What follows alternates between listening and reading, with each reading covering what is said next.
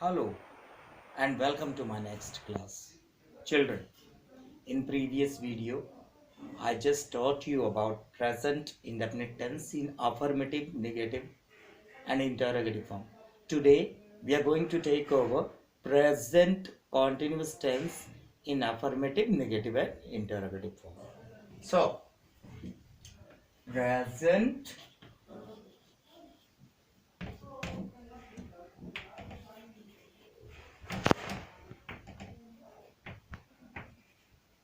continuous affirmative sentence.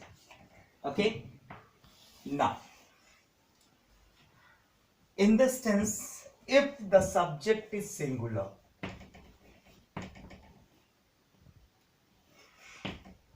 singular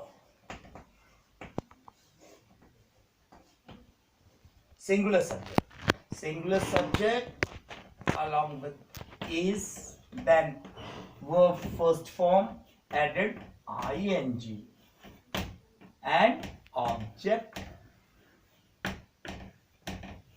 etc. If subject is singular, then helping verb is going to be used along with verb's first form added ing and object etc. If the subject is plural,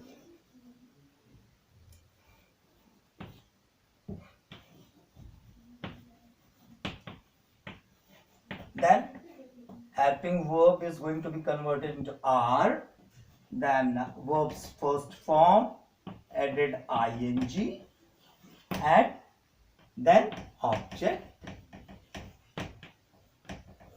etc.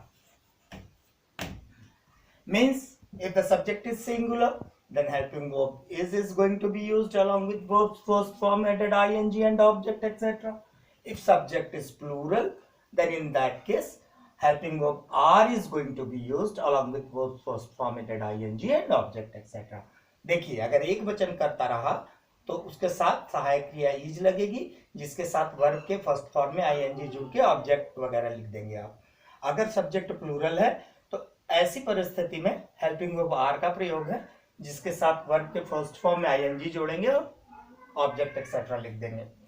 अगर subject I है तो in this case you are going to use helping verb am का प्रयोग है. इसके बाद verb के first form में ing जोड़ देंगे और उसके बाद ऑब्जेक्ट एक्सेट्रा लिख देंगे. Object etcetera. देखिए, ये तीन स्ट्रक्चर हैं अफर्मेटिव के. एक सिंगुलर सब्जेक्ट के साथ ईच, वर्ब का first form ing object etcetera. Plural subject के साथ आर, वर्ब का first form ing and object etcetera. If subject is are, in that case am along with verbs first form added ing and object etc. ये आपका affirmative structure है. जैसे Ram is writing a song.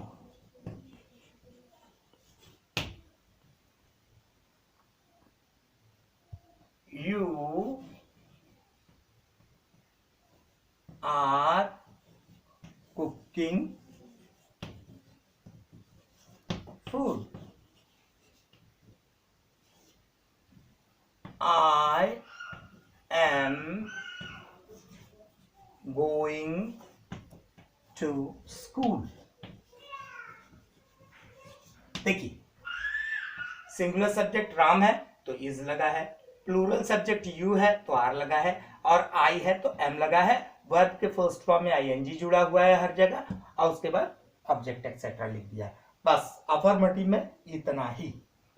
इसके बाद हम लोग present continuous के negative में चलेंगे.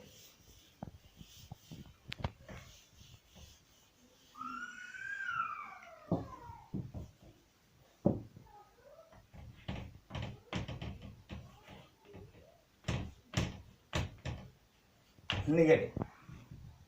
Subject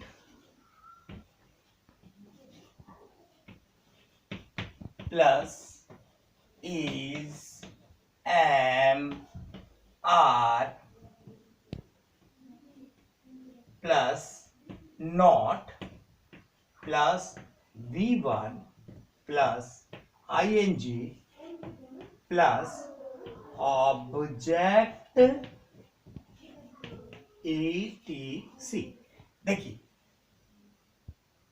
सब्जेक्ट चाहे सिंगुलर हो चाहे प्लूरल हो, कुछ भी हो, उसके अनुसार इज एम आर सहायक क्रिया लगाएंगे, इसके बाद नॉट जोड़ेंगे और वर्ब के फर्स्ट फॉर्म में ING और ऑब्जेक्ट लिख देंगे, वाक्य पूरा हो जाएगा। जैसे दे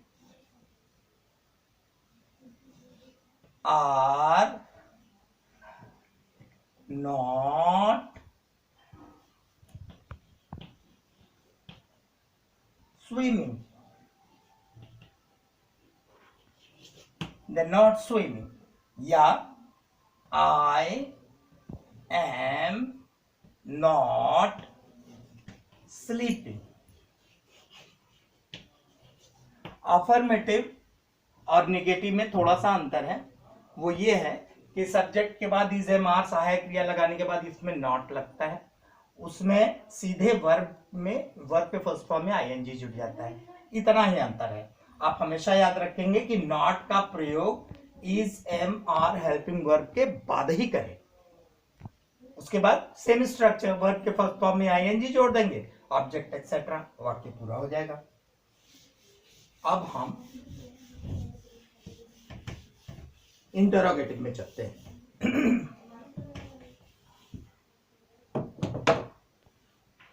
INTERROGATIVE।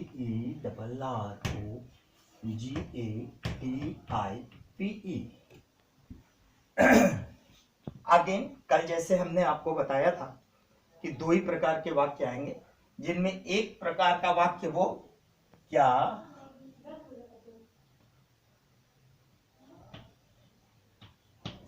मैं पुस्तक पढ़ रहा हूं,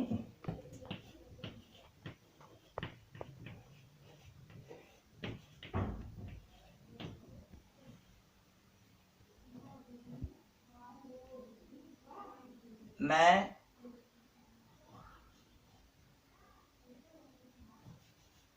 वे मैदान में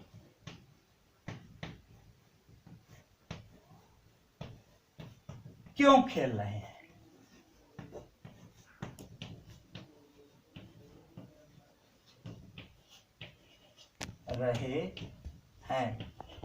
वे मैदान में क्यों खेल रहे हैं।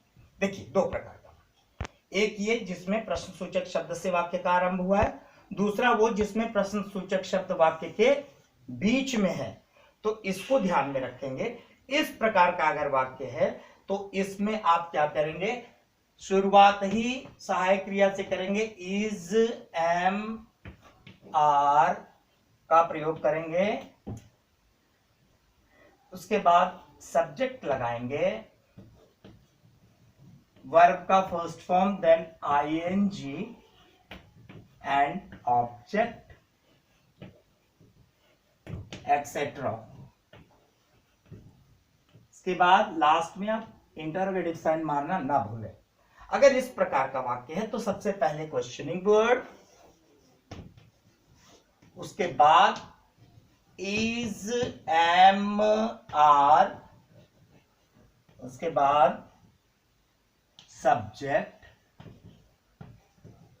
वर्ब के फर्स्ट फॉर्म में ING और ऑब्जेक्ट, इसके बाद इंटरोगेटिव साइन।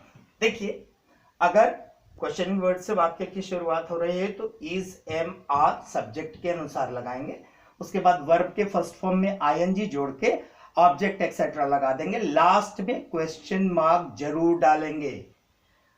दूसरे प्रकार के वाक्य में आप क्वेश्चनिंग वर्ड से वाक्य का आरंभ करेंगे, फिर इज एम आर लगाएंगे, उसके बाद सब्जेक्ट, फिर वर्ब के फर्स्ट फॉर्म में ING और ऑब्जेक्ट एक्सेट्रा।